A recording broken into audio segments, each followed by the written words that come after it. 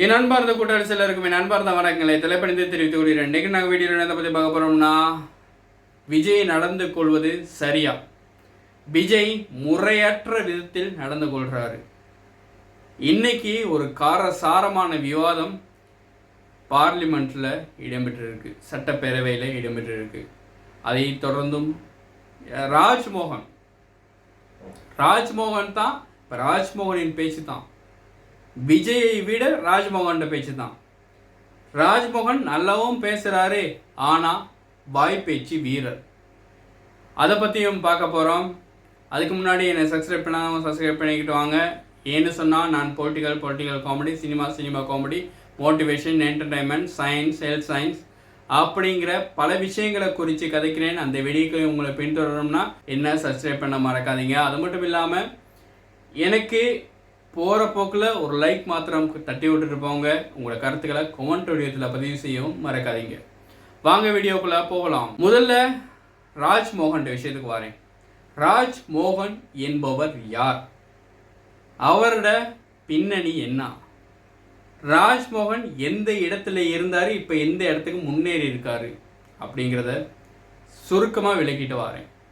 ராஜ்மோகன் இந்திய வானொலி ஒன்றில் வேலை செய்கிறப்ப அவருக்கு மோசு இல்லை. அப்போ ஸ்ரீலங்கா வானொலி ஒன்றில் பார்க்குறாங்க. ஸ்ரீலங்கா வானொலியில் தொலைக்காட்சி எல்லாமே நடத்துகிறாங்க. அது ஒரு பல்லூடக சங்கம். அதில் பார்த்துட்டு அவரை ஸ்ரீலங்கா வானொலியில் உட்கார வைக்கலான்னு முடிவு பண்ணுறாங்க. அதை தொடர்ந்து அவரை அழைப்பு மேற்கொள்கிறாங்க. அதுக்கும் ஓகே சொல்கிறாரு. ஸ்ரீலங்காவுக்கு வர்றாரு. ஸ்ரீலங்காவுக்கு வந்து அவர் அந்த வானொலியில் பேச ஆரம்பிக்கிறாரு. 5 மணிக்கு, ஈவினிங் 5 மணிக்கு அந்த ஷோ ஆரம்பிக்கும். 8 மணிக்கு முடியும். அந்த ஷோவில் கலாய்க்கிறது அப்படிங்கிறதுக்கான முத கலாய்க்கிறதுனா இப்படித்தான் கலாய்ப்பாங்க அப்படிங்கிறத நாங்கள் பார்த்துக்கிட்டோம். அது மட்டும் இல்லாமல் ராஜ்மோகனுக்கு அடுத்தபடியாக வந்தாங்க கவிதாவும் ராஜ்மோகனும் ஆர்ஜேவாக இருந்து அந்த ப்ரோக்ராம்ஸை பண்ணினாங்க. பண்ணிக்கிட்டு இருக்கும்போது நான் அழைப்பை மேற்கொள்கிறேன். ராஜ்மோகனுக்கு பேசி பார்க்கணுன்னு ஆசையாக இருக்குது. அந்த காலத்தில் சமூக ஊடகங்கள் கிடையாது. கால் பண்ணி பேசிக்கலாம். அதுவும் வானொலிக்கு கால் பண்ணி பேசுகிறதா இருந்தால் ஒரு சந்தோஷம். அப்போ நான் ஏலவல் படிக்கிறப்ப நான் ராஜ்மோகனுக்கு கால் பண்ணுறேன். ராஜ்மோகனும் இளமையானவர். ராஜ்மோகனுக்கு கால் பண்ணுறேன். ராஜ்மோகனுக்கு கால் பண்ணி கதைக்கிறேன். பேசினான 2 பேருக்குமான உரையாடல் ஆரோக்கியமாக இருக்குது. அதை தொடர்ந்து நாங்கள் பல விஷயத்தை குறித்து பேசினோம். வானொலி அப்படிங்கிறதுக்கு அப்பாற்பட்டு பேசுகிறோம். அவர் பொலிட்டிக்கலை பற்றி தான் ரொம்ப பேசுவார். நானும் பொலிட்டிக்கலை பற்றி ரொம்ப பேசுவேன். சினிமா வட்டாரங்களை குறித்து நான் அவர்கிட்ட சுவாரஸ்யமாக கலந்துரையாடுவேன். அவருக்கு ஸ்ரீலங்கா அரசியல் தெரியாது. ஸோ ஸ்ரீலங்காவில் என்னென்ன மாதிரி ப்ரொசீஜர், என்னென்ன மாதிரி பொலிட்டிக்கல் இடம்பெறுது அப்படிங்கிறத என்கிட்ட கேட்டு தெரிஞ்சுக்குவார். இப்படியாக ராஜ்மோகனுக்கும் எனக்குமான நட்பு இருந்துச்சு. ராஜ்மோகன் அதுக்கு பிறகு ஃபேஸ்புக்கில் வந்து அதுலேயும் ஃப்ரெண்ட் ஆகினார். அதை தொடர்ந்து அவர் இந்தியாவுக்கு போனார். கவிதா அவர்களை காதலித்து திருமணம் முடித்து இலங்கையில் உள்ள கவிதாவை இந்தியாவுக்கு போகிறாரு. இந்தியாவுக்கு போயிட்டும் அவர் என்கிட்ட கதைப்பார், பேசுவார். இப்போ கிட்டத்தில் அவர் தேர்தலில் தாவேக்க சார்பாக ஜெயிச்சப்போ கூட அவர் கால் பண்ணி விஷ் பண்ணேன். இப்படியாக அவருடைய வளர்ச்சி இருக்குது. அது மட்டும் இல்லாமல் அவர் ஒரு டைரக்டர், ப்ரொடியூசர். அவர் ஒரு படமும் இயக்கியிருக்காரு. அந்த படத்தையும் பார்த்து அந்த படத்துக்கும் கால் பண்ணேன். நல்லா இருந்துச்சு. அந்த படம் எனக்கு ரொம்ப பிடிச்சிருந்துச்சி. ஒரு ஸ்கூல், காலேஜ் அப்படிங்கிறத மையப்படுத்தி அந்த கதையை எடுத்திருந்தார். அது நல்லா இருந்துச்சு பார்க்குறதுக்கு. ஸோ அவருக்கும் எனக்குமான பழக்கம் இப்படி இருக்குது. ஆனாலும் நான் ஒரு ஊடகத்துறை என்பதால் நான் உண்மையை சொல்லி ஆகணும். ராஜ்மோகன் வாய்ப்பேச்சு வீரர். ஏன்னு சொன்னால் அவர் எல்லா விஷயத்தை குறிச்சும் பேசுகிறாரு. எல்லா விஷயத்தை குறிச்சும் அவர் ரொம்ப நல்லா செயல்படுறாரு, நல்லா பேச்சு பேசுகிறாரு. ஆனால் செயல் வீரன் அல்ல. அவர் இன்னமும் கொஞ்சம் செயற்பட்டார்னா, அவரோட வாய்ப்பேச்சு நல்லாவே இருக்குது. ரொம்ப வரலாறாக சொல்கிறாரு, இலக்கியத்தை பற்றி கேட்குறாரு, இலக்கணம், இலக்கியம் அதெல்லாம் பற்றி கேட்குறாரு. ஓகே, பசியில் இருக்கவன்கிட்ட இலக்கியத்தை பற்றி கேட்சி என்ன ஆக போகுது ஸோ பசியை தீர்த்து வைக்கணும். ஸோ தமிழ்நாட்டு மக்களோட பசியை தீர்த்து வைக்கிறதுக்கு அவர் முன்முனைப்பு காட்டணும். விஜய் பக்கம் இப்போ பாருங்க, இன்னைக்கு ஒரு காரசாரமான விவாதம்.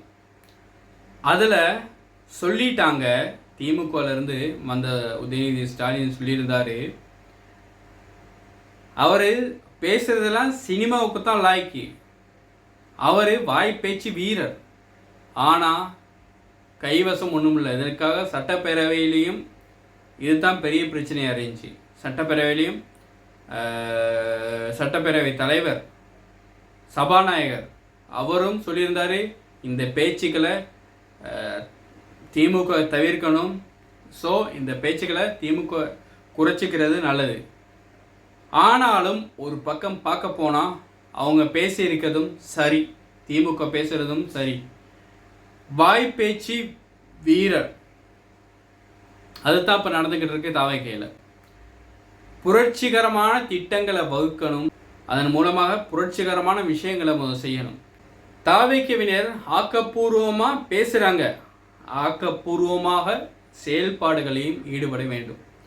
விஜய் கிட்ட தாவேக்கையில் என்ன பிரச்சனை அப்படின்னு சொன்னால், மூத்த தலைவர் யாருமே இல்லை.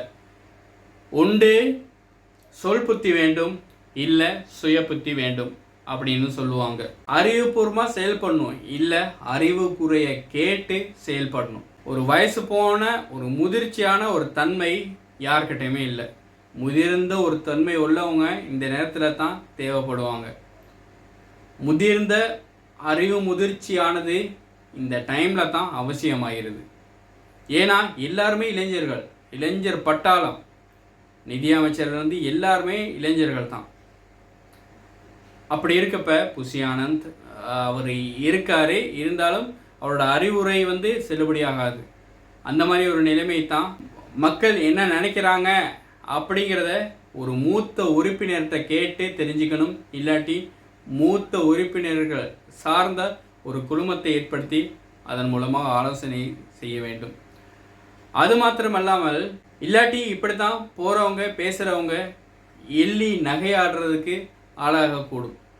ஸோ தாவேக்க இந்த மாதிரி பேச்சுக்கள் மற்றவங்க பேசுகிறத தவிர்த்து கொள்ள வேண்டும் என்றால் இந்த மாதிரி ஒரு காரியத்தில் ஈடுபடணும். விஜயை தலைமையாக கொண்ட தாவேக்க கட்சி, தாவேக்க கட்சியானது விஜயானவர் திமுகவோட எப்பயுமே சண்டை போடுறதையே நோக்கமாக கொண்டிருக்காரு. இப்படியெல்லாம் செஞ்சுக்கிட்டு இருந்தால் திமுகவின் எண்ணம் வெற்றியாகும். ஸோ திமுக என்னத்தான் கதைச்சாலும் பின்னுக்கு இருக்கவங்க கட்சியில், தாவேக்க கட்சியில் இருக்கவங்க கூட அதை பற்றிய கணக்கெடுக்காமல் இவங்க முன்முனைப்பாக தனது குறிக்கோள்களில் கவனத்தை செலுத்தணும். தனது குறிக்கோள்கள் எது, மக்களுக்கு நன்மை பயக்கக்கூடிய திட்டங்கள் என்னென்ன, மக்களுடைய நல்ல அபிப்பிராயங்களை பெறக்கூடிய திட்டங்கள் என்னென்ன அப்படின்னு புரட்சிகரமாக சிந்திக்கணும். திமுகவோ வேறு எந்த கட்சிகளும் பேசுகிற பேச்சுகளுக்கோ எந்த விஷயங்களுக்கும் ஆளாகக்கூடாது. ஸோ தாவேக்க அந்த மாதிரி சிந்திக்கக்கூடிய அந்த நாளில் இருந்தே தாவேக்கனுடைய வெற்றி பாதை தொடங்கும். இதை தாவேக்க நல்லா ஞாபகம் வச்சுக்கிச்சுன்னா தாவேக்கவின் வெற்றியை யாராலையும் அசைக்க இயலாது. நான் தாவேக்க வீணாக போகணும்னு கதைக்கலை. தாவேக்க வெற்றி பெற்றுருச்சு, நல்லாவே வந்துருச்சு, இன்னமும் நன்றாக வர வேண்டும் என்ற ஆதங்கத்திலேயே நான் இதை சொல்கிறேன். ராஜ்மோகன் என்ற நண்பர், அவரும் நன்றாக செயல்பட வேண்டும்.